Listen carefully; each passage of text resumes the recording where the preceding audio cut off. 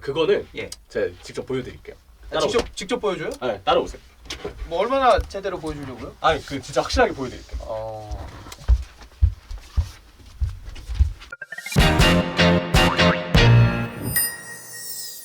저희가 지금 계속해서 뭐 토트넘 이야기를 하고 있는데 해커르드 소식을 좀 가져왔어요. 페드로 포로. 스포르팅 소속의 윙백인데 이 선수에 대해서 바이아웃을 지금 할 거다 네. 이런 소식이 들어왔거든요. 사실 뭐 금액 자체는 좀 큰 금액이긴 하죠. 예. 겨울 이적 시장이기 때문에 뭐 어쩔 수 없는 부분인 것 같긴 하지만 생각보다 거금이라는 생각은 좀 들어요. 그러면 금액 얘기부터 해보죠. 이거 네. 적절한 금액이라고 생각해요? 사실 네. 스펜스를 여름 이적 시장 때 데려왔잖아요. 그거 생각해보면 분명 토트넘이 이 스펜스가 있는데도 불구하고 제대로 쓰지 않았고 오히려 겨울에 거금을 들여서 또 다른 선수를 영입한다는 것 자체가 그쵸. 좋은 금액 지출이라 보기는 좀 힘든 것 같아요. 스펜스의 상황까지 봤을 때. 그리고 또 하나는 과연 오른쪽 임팩도 물론 보강이 필요한 건 맞지만 더 급한 불이 떨어진 쪽은 매경기 실수하고 있는 다이어 쪽. 그쵸. 중앙 수비를 비롯한 이 다른 포지션들이 있잖아요. 거기까지 생각했을 때 한쪽 포지션에 이 정도 금액을 쓰는 게 맞냐라는 의구심을 들 수 있을 것 같아요. 근데 또 약간 바꿔서 생각을 해보면 정말 토트넘 입장에서 오른쪽 임팩 문제를 있는 건 사실이기 때문에 페드로 포로 영입이 그래도 좀 절실한 상황이라고 한다면 영입할 수단이 이거밖에 없거든요. 스포르팅이 뭐 진작 바이아웃 정도의 금액 맞춰주지 않으면 우리 안 팔겠다. 또 겨울이니까 그렇게 입장을 취한 상황에서 토트넘이 어쩔 수 없이 이 정도 금액을 지불을 해야만 포로를 데려와야 되는 상황인 건 맞지 않나. 그래서 지금 뭐 나오고 있는 얘기로는 레비 회장이 어쨌든 뭐 지출을 조금 줄이려고 한다. 뭐 분할해서 이제 납부한다고 원래 하는 하는 거 얘기가 있잖아요. 있죠. 그런 것도 있고 뭐 옵션을 넣는다 이런 얘기도 있는데 사실 뭐 예. 레비 스타일 아시는 분들은 뭐 다 아실 거라고 생각을 하는데 이게 바로바로 잘 안 돼요. 맞아요. 늘어지고 막 깨지고 이럴 때도 많고. 그래서 스펜스랑 예. 다른 포지션 상황까지 생각을 해보면 좀 이적료가 좀 너무 세다라는 느낌이 드는 건 사실이다. 근데 페드로 포로 영입 자체로만 봤을 때는 이 선수를 정말 그렇게 절실하게 데려오고 싶어 했다면 이거 이외에는 방법은 없었다. 그리고 레비가 지금 또 협상질에 들어갔는데 그렇죠. 이러다가 너무 질질 끌리거나 실패할 바엔 어쨌든 확실하게 데려오는 게 차라리 낫지 않을까? 뭐 이렇게만 좀 정리할 수 있을 것 같아요. 뭐 지금 뭐 오른쪽 윙백에 이미 여러 명의 선수가 있어요. 그리고 뭔가 이제 이 선수가 들어왔을 때 동선과 움직임 차이가 분명 있을 것 같긴 하거든요. 그거는 예. 제가 직접 보여드릴게요. 직접 보여줘요? 네, 따라오세요. 뭐 얼마나 제대로 보여주려고요? 진짜 확실하게 보여드릴게요.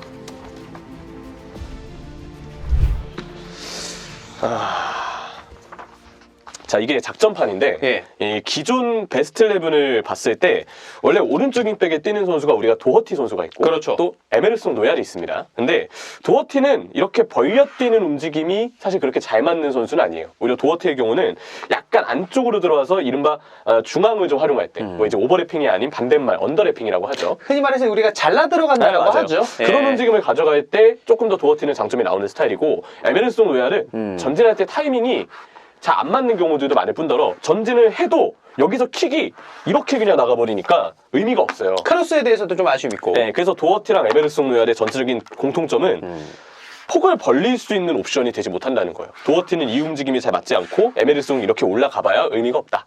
그래서 오른쪽에 폭을 벌릴 선수가 없으니까 폭을 벌려줄 선수를 항상 콘테 감독은 원하거든요. 그러니까 쿠르셉스키가 벌려주는 경우들이 많긴 했으나 쿠르셉스키가 벌린다고 해도 이 선수도 생각보다 해야 될 역할이 많아요. 네. 케인도 내려와서 물론 볼을 받아주지만 잘 보면 쿠르셉스키도 내려와서 볼 받고 연계해줄 때 많거든요. 그리고 본질적으로 이 선수는 왼발잡이니까 오른쪽에 폭을 계속 벌리기는 한계가 있습니다. 그래서 폭을 벌려줄 선수가 반대편에 누군가는 필요해요.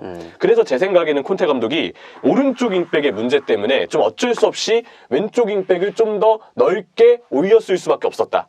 안 그러면 반대쪽에서 폭을 벌려줄 선수가 뭐 쿠루셉스키 제약은 없으니까. 근데 쿠루셉스키도 그 자체로 한계가 있으니까 보다 더 왼쪽 윙백의 위치가 많이 올라갔어야 했다고 생각을 하고요. 그러다 보니까 손흥민하고 뭔가 둘 다 전진이 돼버리면 이 광활한 공간이 주어지잖아요. 너무 벌어지잖아요. 그러니까 손흥민하고 페리시치를 어떻게든 쓰려고 하는데 지금까지는 이 둘의 케미가 단 하나도 맞지 않습니다. 그래서 이 부분이 기존 토트넘의 문제점이었고 이게 또 손흥민 선수가 물론 여러 가지 이유가 있지만 나름 이제 왼쪽에서의 뭔가 활약이 안 나왔던 이유 중에 하나 정도는 꼽아볼 수 있지 않을까 생각을 합니다.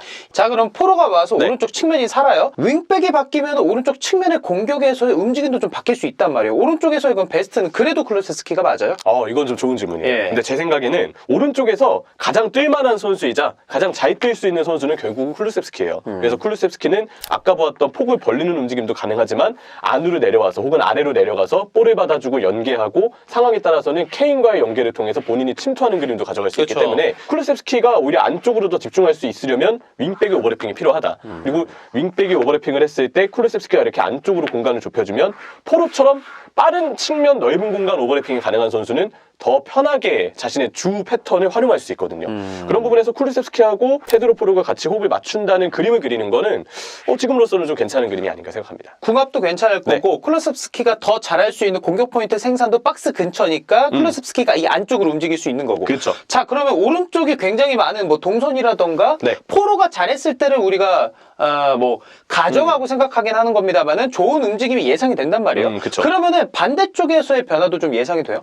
만약에 페드로 포로가 넓게 전진을 하고 안쪽으로 쿨루셉스키가 좁히면서 지금 예상한 대로 둘 간의 시너지가 굉장히 잘 나오는 그림이 만들어집니다. 그러면 원래 왼쪽에 폭을 벌리는 선수가 있고 오른쪽에 폭을 벌리는 선수가 없어서 팀의 무게중심이 너무 이쪽으로 많이 쏠렸잖아요. 왼쪽으로 많이 쏠렸습니다. 그래서 상대 수비도 한쪽으로 따라 나가다 보니까 이쪽 공간의 공격진이 파고들 만한 상황은 없었고 그러자고 반대로 전환하자니 여기 폭을 벌리는 선수가 없으니까 이 공간을 쓸 일이 별로 없었어요. 상대는 막기 쉬워지는 거죠. 근데 페드로 포로가 이렇게 오버래핑을 하고 폭을 벌려놓습니다. 이쪽에서 폭을 벌리기 때문에 쿨루셉스키도 자연스럽게 같이 연계를 가져가면서 상대 수비가 따라 나오게끔 만들 수 있고요. 볼이 이렇게 맴돌잖아요. 그리고 호이베르보다는 요즘에 보면 벤탄쿠르가 볼 배급이나 전체적인 관여도가 그 중에선 그나마 낮습니다. 그래서 이쪽에서의 볼 배급, 로메로도 사실 이제 공격 가담이 또 되는 선수죠. 로메로 선수가 또 이렇게 오버래핑을 해주고 약간 공격 가담해주면서 연계를 가져가 준다고 가정을 하면 지금 보시는 것처럼 선수들이 오른쪽으로 많이 몰립니다. 그러면 케인 같은 선수들도 볼이 있는 또 폭을 벌려주는 쪽으로 약간 좁혀주면서 오른쪽의 수적 우위를 전반기 때와 다르게 포로가 폭을 벌리기 때문에 만들 수 있는 환경이 생길 가능성이 있고요. 딱 반으로 갈라가지고 네. 데칼코마니처럼 왼쪽 측면이 원래 이렇게 돼 있었는데 포로가 오면서 공간이 생기는 거고 오히려 손흥민 선수 쪽에서도 이제는 공간이 반대쪽에서 많이 생길 가능성도 맞아요. 있다. 이쪽에서 네. 볼이 잘 맴돌다가 상대가 따라 나와요. 이곳에 공간이 생기죠. 아까 왼쪽에 모여 있을 때는 오른쪽으로 전환을 하려고 해도 그 공간을 잘 받아먹는 선수가 없었잖아요. 근데 오른쪽에서 왼쪽으로 전환할 때는 그래도 손흥민 선수가 있고 그리고 제 생각에는 페리시치가 전술적인 조정만 받으면 그냥 본인이 공간 침투를 이렇게 넓은 공간이 주어졌을 때 한다고 가정했을 때는 지금보다 더 잘 활약해줄 선수라고 보이거든요. 예. 그런 점들을 보면 지금 팀 상황상 오른쪽에서 왼쪽으로 전환해주는 그림을 그리는 게 조금 더 낫지 않을까. 그리고 이게 포로의 옵션이 우리가 예상한 대로 잘 적응만 해서 폭을 벌리는 움직임, 오버래핑,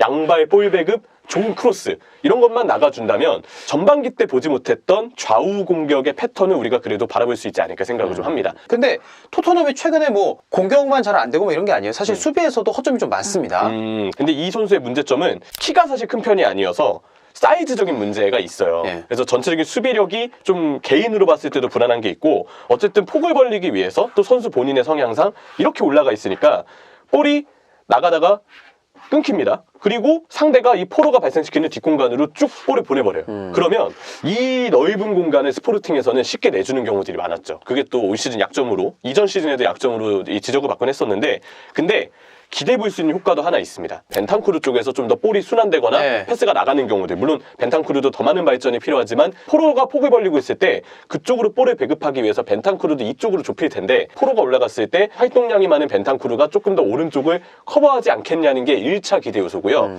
두 번째 기대 요소는 왼쪽에 벤 데이비스 랑글레보다는 오른쪽에 로메로가 예. 좀 더 넓은 범위를 커버하기에는 좋은 선수예요. 그래서 포로가 이렇게 올라가 있고 벤탄쿠르가 1차 커버를 합니다. 근데 아마 뚫릴 거예요. 뚫리더라도 로메로 역시도 공격 관여나 전체적인 넓은 수비 커버 범위를 가져가야 되기 때문에 이쪽까지는 좁혀올 텐데 그때 이 범위를 로메로가 그래도 커버하기에는 용이한 수비수다. 그래서 왼쪽보다는 오른쪽에서 오히려 밸런스적인 그림도 잘 그려진다는 게 기대 요소가 좀 아닐까 생각을 합니다. 근데 이게 잘 되려면 전제 조건이 두 가지가 필요해요. 하나는 아무리 이렇게 환경이 주어져도 선수 개인의 폼이 떨어져 있으면 아무 소용이 없거든요. 손흥민 선수가 올 시즌 뭐 안면 부상의 여파도 있을 것이고 전체적으로 좀 득점왕 이후의 시즌이라 견제를 많이 받는 것도 있겠지만 개인의 폼이 떨어져 있는 건 사실입니다. 지금처럼 몸이 무거워서는 환경 자체가 바뀐다 그래도 극적인 효과가 나오지 않을 수 있다. 조금 더 개인의 폼이 올라와야 된다는 점을 당연히 전제를 해야 되고요. 두 번째 전제는 프로가 잘해주는 것도 중요하지만 과연 이런 그림을 콘테 감독도 그리고 있느냐예요. 그렇죠. 그러니까 우리는 머릿속에 포로를 네. 데려왔을 때 이렇게 하겠구나라고 네. 생각하는 건데 콘테가 이렇게 생각을 안 할 수도 있으니까. 맞아요. 그래서 이게 제가 볼 때 좋은 아. 그림인데 콘테가 그냥 선수만 바꾸고 같은 생각 안 하고 있잖아요. 네. 그럼 포로가 폭을 벌리고 있는데 볼은 정작 여기서 맴돌고 있을 가능성도 있어요. 그러면 별다른 소용이 없어지죠. 그러니까 이거는 손흥민 선수가 좀 더 살아나야, 개인이 살아나야 분명 당연히 활약이 터지는 것도 사실이고, 그리고 또 하나는 어쨌든 콘테 감독이 이런 그림을 그려야 된다. 예, 그래서 그런 부분들이 변수가 좀 되지 않을까 생각을 합니다. 지금 로마노 트위터 보면은 24시간에서 48시간 내로 이 딜이 완성이 될 거라는 얘기가 있는데 네. 그 딜뿐만 아니라 콘테가 이렇게 변주를 정말 줄 것인지도 저희가 좀 여러 가지 흐름에서 시간 놓고 좀 기다려볼 필요는 있겠네요. 맞아요. 예. 근데 우리 팟캐스트 녹음하는 거 아니었나요? 아, 다시 가야죠. 네, 그러네요. 예. 아, 이거 언제 또 똑같이 얘기하네. 아, 여기 마이크 없잖아. 아이씨. 괜히 시간 낭비했네. 아이씨.